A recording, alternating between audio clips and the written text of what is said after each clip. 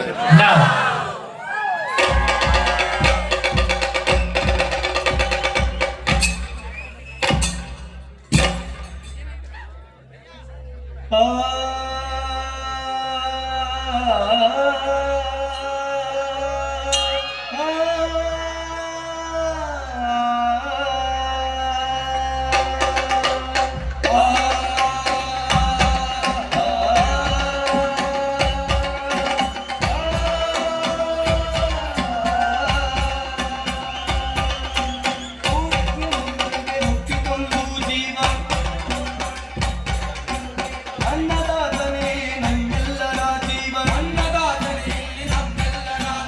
ಅನ್ನದಾತನಿಗೆ ಸಿಕ್ಕಿತೊಂದು ದೈವ,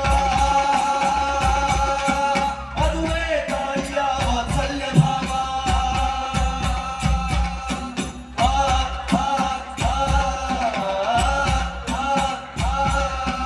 ವಂದಿಸಿ ಹೇಳುವೆವು ಭೂತನು ರಾಧೆಯ ನೇಗಿಲ ಮಗಳ ಕಥೆಯ.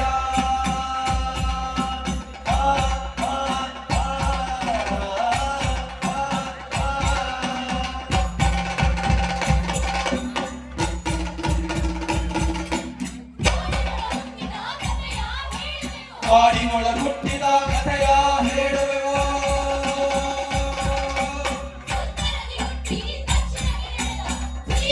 ಸ್ಫೂರ್ತಿಯ ಕಥೆಯ ಹೇಳುವೆವು.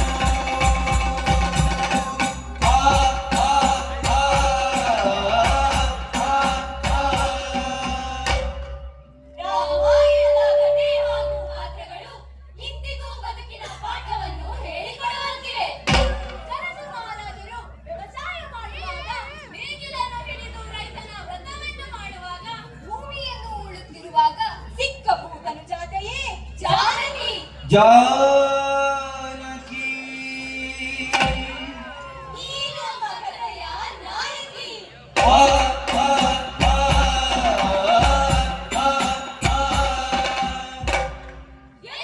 ಧರ್ಮವನ್ನು ಧರ್ಮಕ್ಕಾಗಿಯೇ ಪಾಲಿಸಬೇಕೇ ಹೊರತು ಅದರಿಂದ ಉಂಟಾಗುವ ಲಾಭನಷ್ಟಗಳಿಗಾಗಿ ಅಲ್ಲ ಎಂಬುದೇ ಈ ಮಹಾಕಾವ್ಯದ ಆಶಯ.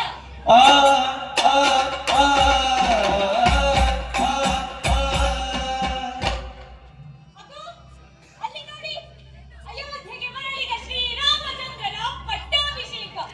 ಈ ಪಟ್ಟಾಭಿಷೇಕವನ್ನು ಕಣ್ತುಂಬಿಕೊಳ್ಳುವುದೇ ನಮ್ಮೆಲ್ಲರ ಭಾಗ್ಯ. ಜಯ ಜಯ ರಾಮ ರಘುರಾಮ ದಶರಥ ತನಯ ರಘುರಾಮ. ಜಯ ಜಯ ರಾಮ ಜಯ ರಾಮ ದಶರಥ ತನಯ ರಘುರಾಮ. ಸುಂದರ ರಾಮ ರಘುಕುಲ ರಾಮ, ಸುಂದರ ರಾಮ ರಘುಕುಲ ರಾಮ. ದಶರಥ ನಂದನ ರಾಜಾ ಜಯ ಜಯ ರಾಮ ಸೀತಾರಾಮ, ಜಯ ಜಯ ರಾಮ ಸೀತಾರಾಮ, ಜಯ ಜಯ ರಾಮ ಸೀತಾರಾಮ.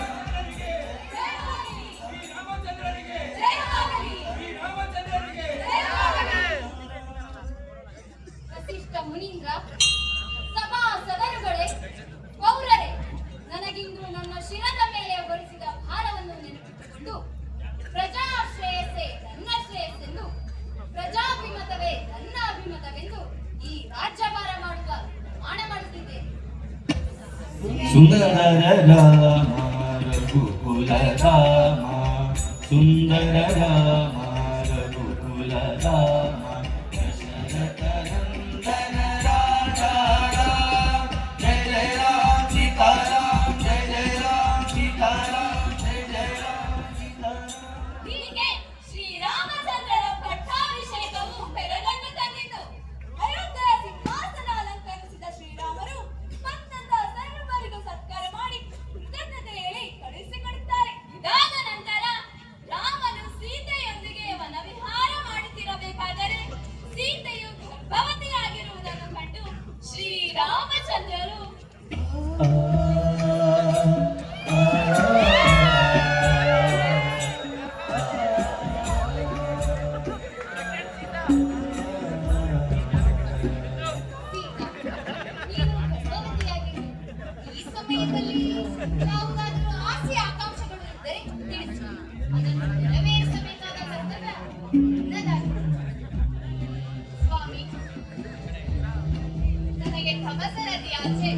ಗಂಗಾ ತೀರದಲ್ಲಿರುವ ಋಷಿಗಳ ಆಶ್ರಮವನ್ನು ನೋಡಿ ಅವರು ಕೊಡುವ ಪಂಚಾಮೂಲ ಫಲಗಳನ್ನು ತಿಂದು ಅಲ್ಲಿರುವ ಮರಗಳ ಬುಡದಲ್ಲಿ ಹರಿಸಬೇಕೆಂಬ ಆಸೆಯಾಗಿದೆ ಸ್ವಾಮಿ. ಹಾಗೆಯೇ ಆಗಲಿ. ಈ ಕಾರ್ಯ ನಮ್ಮ ಸಂತೋಷವೇ. ಇನ್ನಿಷ್ಟದಂತೆಯೇ ನಾಳೆ ನಿನ್ನನ್ನು ಅಲ್ಲಿಗೆ ಕಳಿಸುತ್ತೇನೆ. ಸೀತಾ ಹಾಗೂ ರಾಮ ವನವಿಹಾರ ಮುಗಿದ ನಂತರ ರಾಮನು ತನ್ನ ಆಡಳಿತದ ಬಗ್ಗೆ ತಿಳಿದುಕೊಳ್ಳಬೇಕಾದರೆ ಸೀತಾಮಾತೆಯ ಮೇಲೆ ಜನರಲ್ಲಿ ಅಪವಾದಗಳು ಕೇಳಿ ಬರಲು ಶ್ರೀರಾಮರು ಮನನೊಂದು ಇದು ಸೀತೆಗೆ ತಿಳಿದರೆ ನೊಂದುಕೊಳ್ಳುತ್ತಾಳೆ ಎಂದು ಸೀತೆಯ ಆಸೆಯಂತೆ ಗಂಗಾ ತೀರದ ಮಹಾಮುನಿ ವಾಲ್ಮೀಕಿ ಆಶ್ರಮಕ್ಕೆ ಬಿಟ್ಟು ಬರಲು ಲಕ್ಷ್ಮಣನಿಗೆ ರಾಜಾಜ್ಞೆ ಮಾಡುತ್ತೇನೆ. ಹೀಗೆ ಗರ್ಭವತಿಯಾಗಿರುವ ಸೀತಾ ಆಶ್ರಮದಲ್ಲಿ ಲವಕುಶ ಎಂಬ ಮಕ್ಕಳಿಗೆ ಜನ್ಮ ನೀಡುತ್ತಾಳೆ. ಸಕಲ ವಿದ್ಯೆಯಲ್ಲಿ ಪರಿಣಿತರಾಗಿ ಬೆಳೆಯುತ್ತಿರಲು ವಾಲ್ಮೀಕಿ ಮಹರ್ಷಿಗಳು ಅವರಿಗೆ ರಾಮಾಯಣವನ್ನು ಸೀತಾಮಾತೆಯ ತ್ಯಾಗವನ್ನು ಬೋಧಿಸುತ್ತಾರೆ. ರಾಮನಾಮವೆಂಬ ನಾಮವನೆದರೆ ಭಯವಿಲ್ಲ ನನಗೆ, ಮೂರು ಲೋಕಕ್ಕೆ ಕಾರಣಕರ್ತ ನಾರಾಯಣ ಹರಿನಾರಾಯಣ ನನಗೆ. ರಾಮನಾಮವೆಂಬ ನಾಮವನೆದರೆ ಭಯವಿಲ್ಲ ನನಗೆ, ಮೂರು ಲೋಕಕ್ಕೆ ಕಾರಣಕರ್ತ ನಾರಾಯಣ ನನಗೆ ಹರಿನಾರಾಯಣ ನನಗೆ. ಮಧ್ಯಾವತಾರ ತಾಳಿದ ರಾಮ ವೇದವ ತರುವುದಕ್ಕೆ, ಬೆತ್ತವ ಬೆನ್ನೊಳು ಭಕ್ತನು ರಾಮ ಕೂರ್ಮಾವತಾರಕ್ಕೆ. ಮಧ್ಯಾವತಾರ ತಾಳಿದ ರಾಮ ವೇದವ ತರುವುದಕ್ಕೆ, ಬೆಟ್ಟವ ಬೆನ್ನೊಳು ಭಕ್ತನು ರಾಮ ಕೂರ್ಮಾವತಾರಕ್ಕೆ. ರಾಮನಾಮವೆಂಬ ನಾಮವನೆದರೆ ಭಯವಿಲ್ಲ ನನಗೆ, ಮೂರು ಲೋಕಕ್ಕೆ ಕಾರಣಕರ್ತ ನಾರಾಯಣ ನನಗೆ ಹರಿನಾರಾಯಣ ನನಗೆ ಶ್ರೀಮನ್ನಾರಾಯಣ ನನಗೆ. ಅಮ್ಮ, ಅಮ್ಮ, ನಮಗೆ ಶ್ರೀರಾಮಚಂದ್ರನ ಅರಮನೆಯಲ್ಲಿ ರಾಮಾಯಣದ ಕಥೆ ಹೇಳಲು ಅವಕಾಶ ಸಿಕ್ಕಿದೆ. ನಾವಿನ್ನು ಹೋಗಿ ಬರುತ್ತೇವೆ ಅಮ್ಮ. ಅಮ್ಮ, ನಿಮ್ಮ ಕಣ್ಣಲ್ಲಿ ಕಣ್ಣೀರೆ. ನಾವು ಅಯೋಧ್ಯೆಗೆ ಹೋಗುವುದು ನಿಮಗೆ ಇಷ್ಟವಿಲ್ಲವೇ? ಅದು ಹಾಗಲ್ಲ ಮಕ್ಕಳೇ, ನೀವು ಅಯೋಧ್ಯೆಗೆ ಹೋಗುವುದೇ ನನಗೆ ಭಯವಾಗಿದೆ. ಅಮ್ಮ, ವೀರ ಮಾತೆ ನೀವು. ನಾವು ನಿಮ್ಮ ಕುಮಾರರಲ್ಲವೇ? ನಾವು ಈ ವೀಣೆಯನ್ನು ಮೀಟಿ ರಾಮಾಯಣವನ್ನು ಹಾಡುತ್ತೇವೆ. ಇಲ್ಲವಾದರೆ ಮೂರು ಲೋಕವನ್ನೇ ಹೋರಾಡಿ ಗೆದ್ದು ಬರಬೇಕು. ಅದೇ ಅದೇ ನನಗೆ ಭಯವಾಗುತ್ತಿರುವುದು. ಎಲ್ಲಿ ನೀವು ಇಡುತ್ತೀರವೆಂದು. ಹಾಗಾಗದು ಅಮ್ಮ. ನಮ್ಮಿಬ್ಬರನ್ನು ಆಶೀರ್ವದಿಸಿ ಕಳುಹಿಸಿಕೊಡಿ. ಶ್ರೀರಾಮಚಂದ್ರ ಹಾಗೂ ಸೀತಾಮಾತೆಯರನ್ನು ಕಣ್ಣಾರೆ ನೋಡಿ ಬರಬೇಕು. ಹೋಗಿ ಬನ್ನಿ ಮಕ್ಕಳೇ. ನನ್ನ ಕಣ್ಣ ನೋಡ ಬಯಸುವುದನ್ನು ಇವಾಗಲೂ ಹೋಗಿ ನೋಡಿ ಬನ್ನಿ. ಶುಭವಾಗಲಿ. ಹಾಗೇ ಆಗಲಿ ಅಮ್ಮ. ರಾಮನಾಮವೆಂಬ ನಾಮವನೆದರೆ ಭಯವಿಲ್ಲ ನನಗೆ, ಮೂರು ಲೋಕಕ್ಕೆ ಕಾರಣಕರ್ತ ನಾರಾಯಣ ನನಗೆ ಹರಿನಾರಾಯಣ ನನಗೆ ನಾರಾಯಣ ನನಗೆ.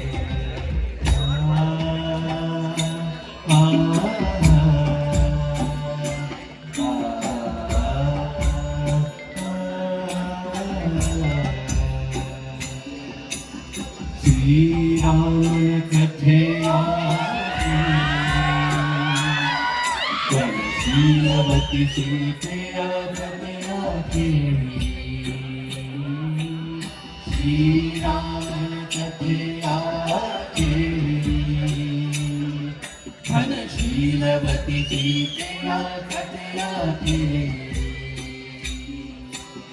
ರಾಮಾಯಣದ ನಾಯಕಿ ಜಾನಕಿ, ರಾಮಾಯಣದ ನಾಯಕಿ ಜಾನಕಿ.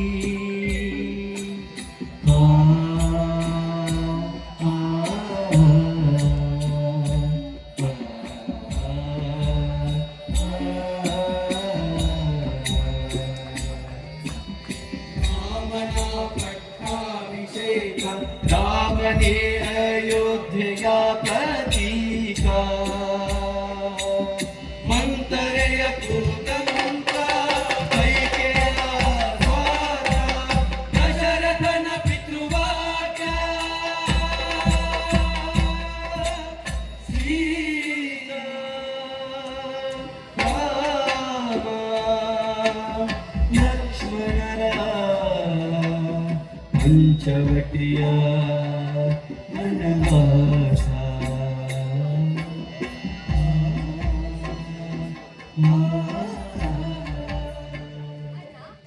ಈ ಸುಂದರವಾದ ಪಂಚವಟಿಯನ್ನು ನೋಡುತ್ತಿದ್ದರೆ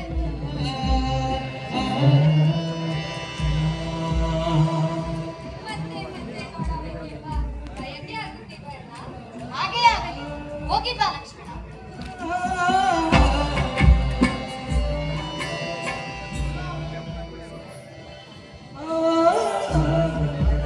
ಈ ಪಂಚವಟಿಯ ಸೌಂದರ್ಯವನ್ನು ನೋಡುತ್ತಿದ್ದರೆ ಏ ಸ್ವಲ್ಪ ಕಾಲ ವಿಶ್ರಮಿಸಿ ಈ ಪಂಚವಟಿಯ ಸೌಂದರ್ಯವನ್ನು ಕಣ್ತುಂಬಿಕೊಳ್ಳಬೇಕೆಂಬ ಆಸೆಯಾಗಿದೆ ಸ್ವಾಮಿ. ಹಾಗೇ ಆಗಲಿ.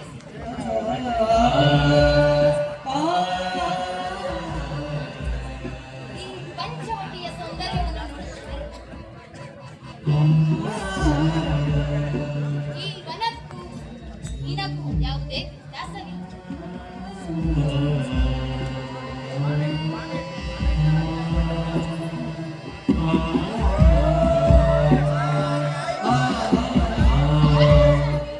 ಪೂಜೆಗೆ ಸಮಯವಾಯಿತು.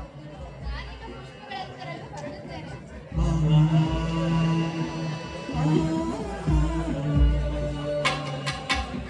ರಾಮನ ಪಟ್ಟಾಭಿಷೇಕ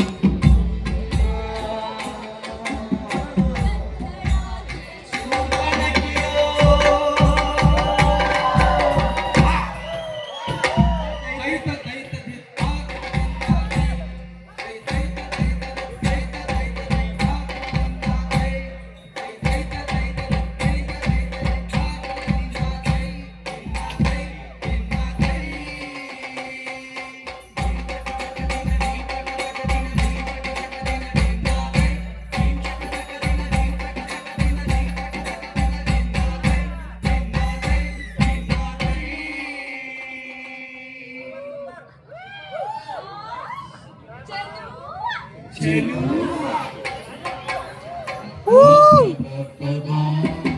ಎಷ್ಟು ಸುಂದರ ಶ್ರೀರಾಮಚಂದ್ರ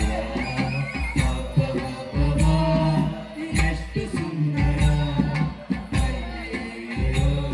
ಶ್ರೀರಾಮಚಂದ್ರ ಗಂಟೆಗೆ ಒಯ್ದು ಗಮನ ಮಾಡಿಕೊಳ್ಳಲ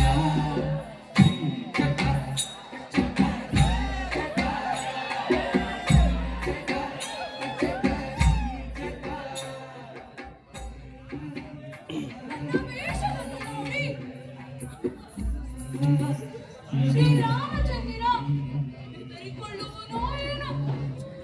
ನನ್ನ ವೇಷವನ್ನು ಬದಲಿಸಲೇ?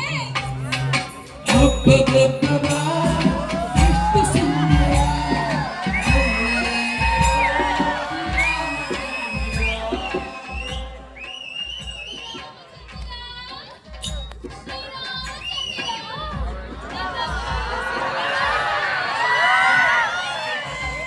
ಈಗಾಗಲೇ ಮದುವೆಯಾಗಿ ಸೀತೆಯು ನನ್ನೊಂದಿಗಿದ್ದಾಳೆ.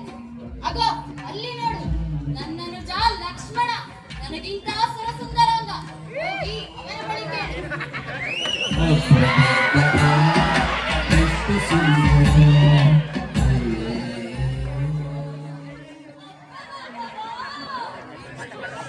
ಶ್ರೀರಾಮಚಂದ್ರನಿಗಾಗಿ ಲಕ್ಷ್ಮಣನು ಸುರಸುಂದರ ಅಂದನೆ.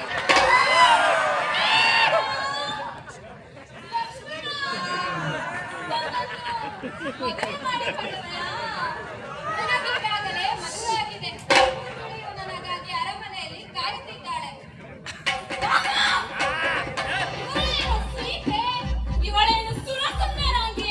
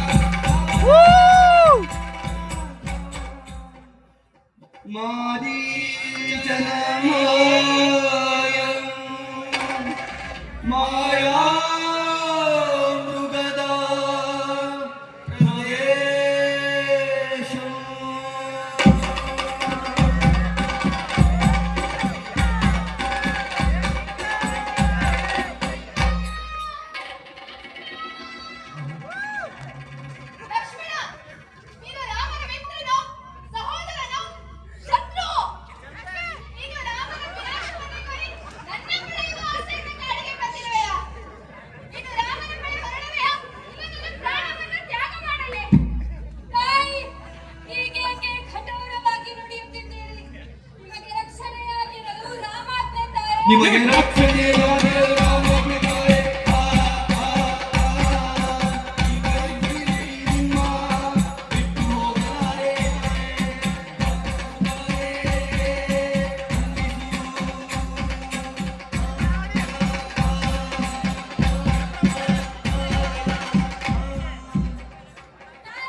ಯಾವುದೇ ಸಂದರ್ಭದಲ್ಲೂ ಈ ರೇಖೆಯನ್ನು ದಾಟುತ್ತಿರಿ ತಾಯೇ, ದಾಟದಿರಿ.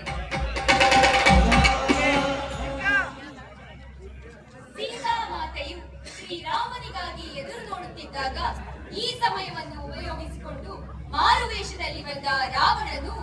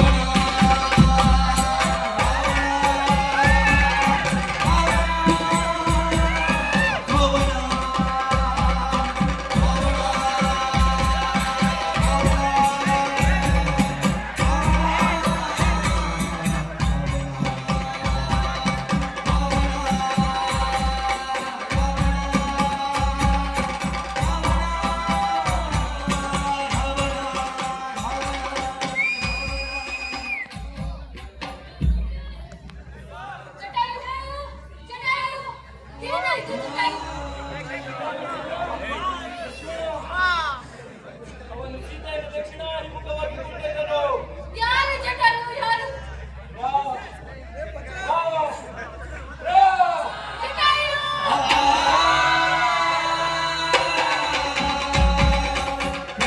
मरणं जटायु मरणं सुग्रीव संभाषणं वालीकरणं समुद्राचरणं लङ्कापुरी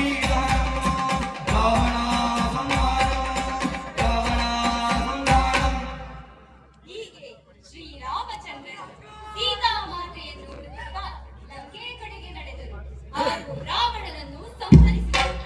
ನಂತರ ಶ್ರೀರಾಮಚಂದ್ರರು ಸೀತಾಮಾತೆಯ ಶೀಲವನ್ನು ಅನುಮಾನಿಸಿ ಅವರಿಗೆ ಅಗ್ನಿ ಪರೀಕ್ಷೆಯನ್ನು ಆಜ್ಞಾಪಿಸುತ್ತಾರೆ.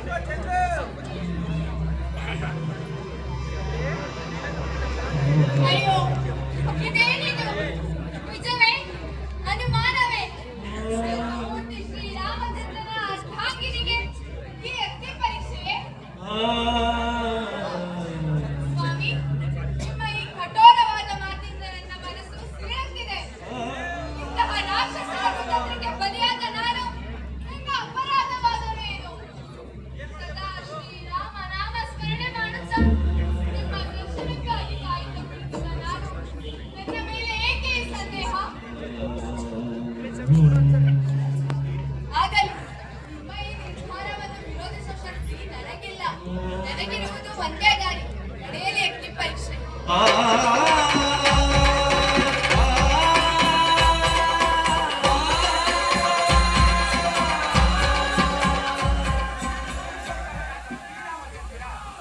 ಧರ್ಮಪತ್ನಿಯಾದ ಸೀತೆಗೆ ಯಾವುದೇ ಭಾವನೆಗಳಿಲ್ಲ. ಮಾತಿನಿಂದಾಗಲಿ, ಬುದ್ಧಿಯಿಂದಾಗಲಿ, ಮನಸ್ಸಿನಿಂದಾಗಲಿ, ನೋಟಗಳಿಂದಾಗಲಿ ಸಚ್ಚಾರಿತ್ರ್ಯ ಉಳ್ಳವರು. ಈ ಅಗ್ನಿ ಪರೀಕ್ಷೆಗೆ ಒಳಗಾದ ಸೀತೆಯು ಇನ್ನು ಮುಂದೆ ಪತಿವ್ರತೆಯಾಗಿ ಬಾಳುವರು.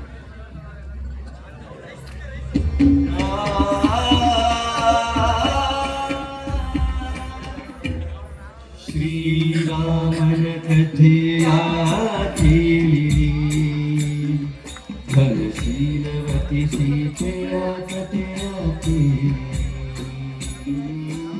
श्रीरामन कथया केली घनशीलवती सीतया कथया केली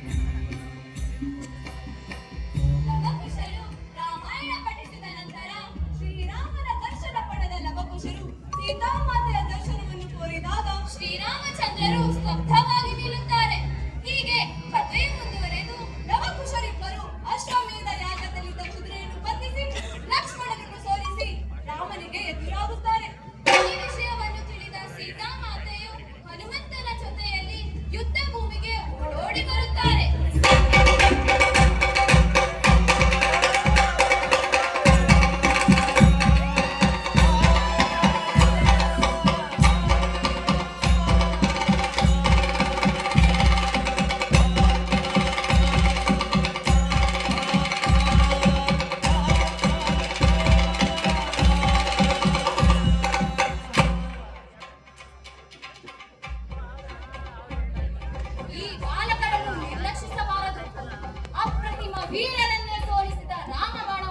ಪ್ರಯೋಗಿಸುವುದರಲ್ಲಿ ತಪ್ಪೇನಿಲ್ಲ.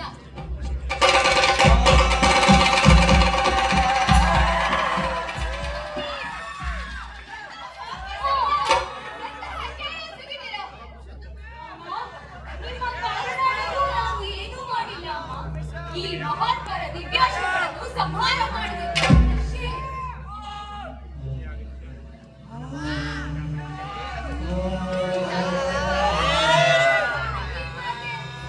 ನಮ್ಮ ತಾಯಿ ಜಾನಕಿ ದೇವಿಯೇ. ಆ ಕಡೆ ಪ್ರಭು ಶ್ರೀರಾಮಚಂದ್ರರೇ ನಿಮ್ಮ ಜನಕ.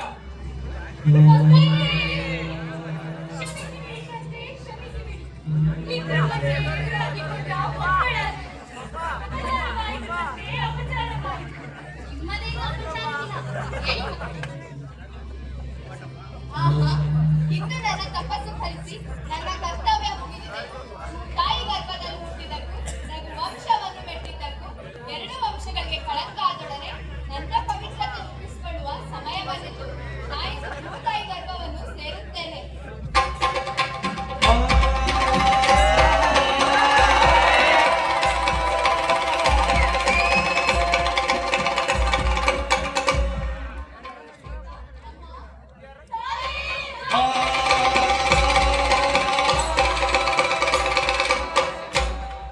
ಸೀತೆಯ ಪ್ರತಿರೂಪವಾದ ನೇಗಿಲನ್ನು ಹಿಡಿದ ಅದೇಕ ಈ ದೇಶದ ಬೆನ್ನೆಲುಬಾಗಲಿ. ಸೀತೆ ಇಷ್ಟಪಡುತ್ತಿದ್ದ ಫಲ ಪುಷ್ಪ ತಾಂಬೂಲಗಳು ಸಮೃದ್ಧಿಯಾಗಲಿ.